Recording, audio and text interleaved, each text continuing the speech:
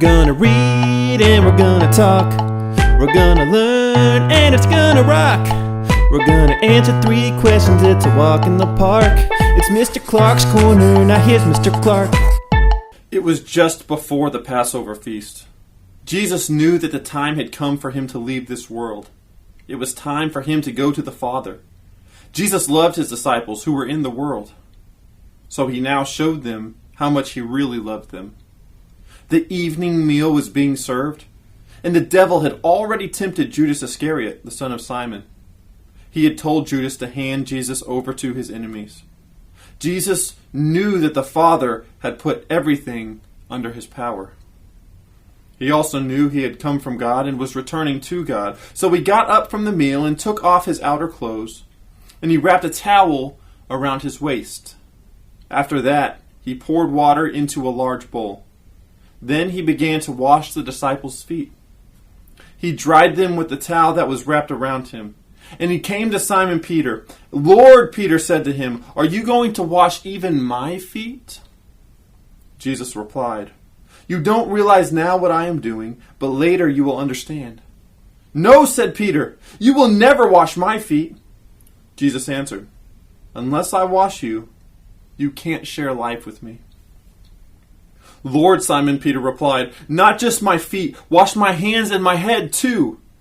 But Jesus answered, "A person who has had a bath needs to wash only his feet.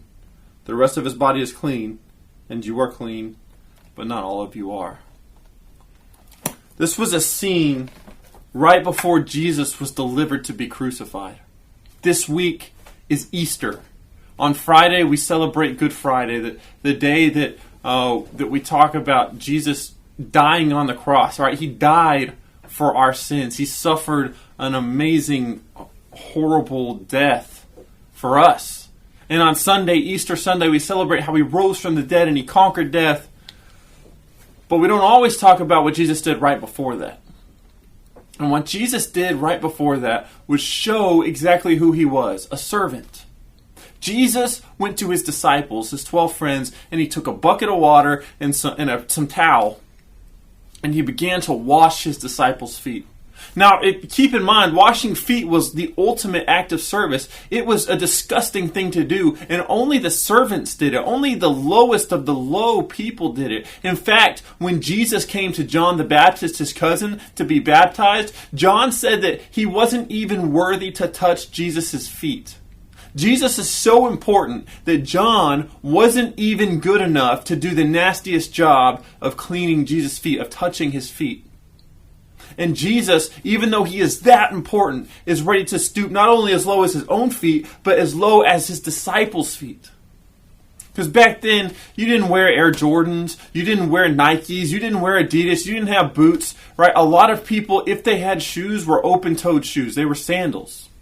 And they also had dirt roads. They didn't have pavement. They didn't have concrete very often. And a lot of times, the people would share roads with animals. And animals, I don't know if you noticed, don't really have restrooms like we do. They just go wherever they need to go. And so when you share roads with animals and they use the restroom wherever they can, your feet get pretty nasty sometimes.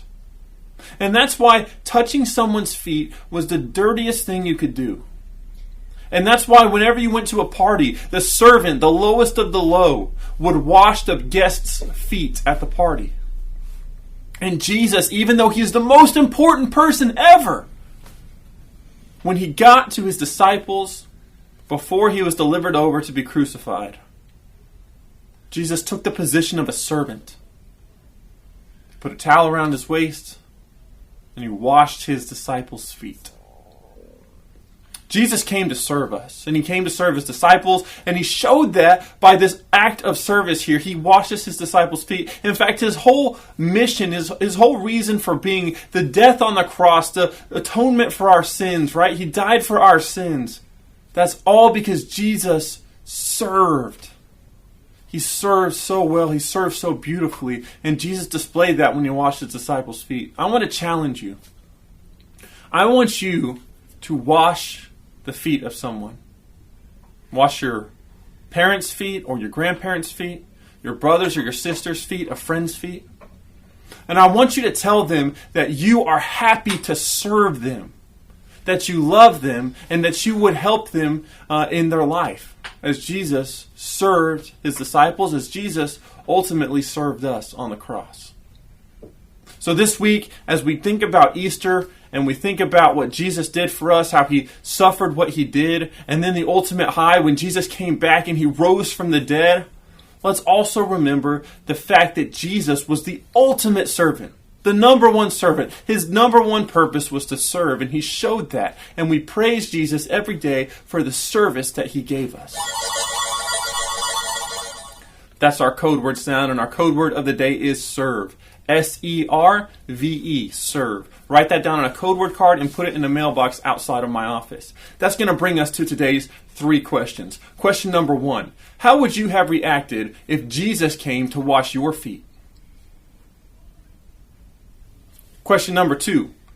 Whose feet are you going to wash this week? Question number 3.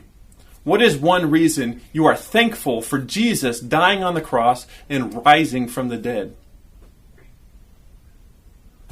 Well, I would say that's going to do it for Mr. Clark's Corner, but I want to remind you that on Saturday morning at 10 a.m., we're going to have an egg hunt. We have over 3,000 eggs, so please come out and enjoy that. We're going to have eggs all over campus for all ages, so come on out, enjoy some games, enjoy the egg hunt, and we will see you there. And that's it now for Mr. Clark's Corner. I'm Mr. Clark. This is my corner. Happy Easter, everybody. Adios, amigos.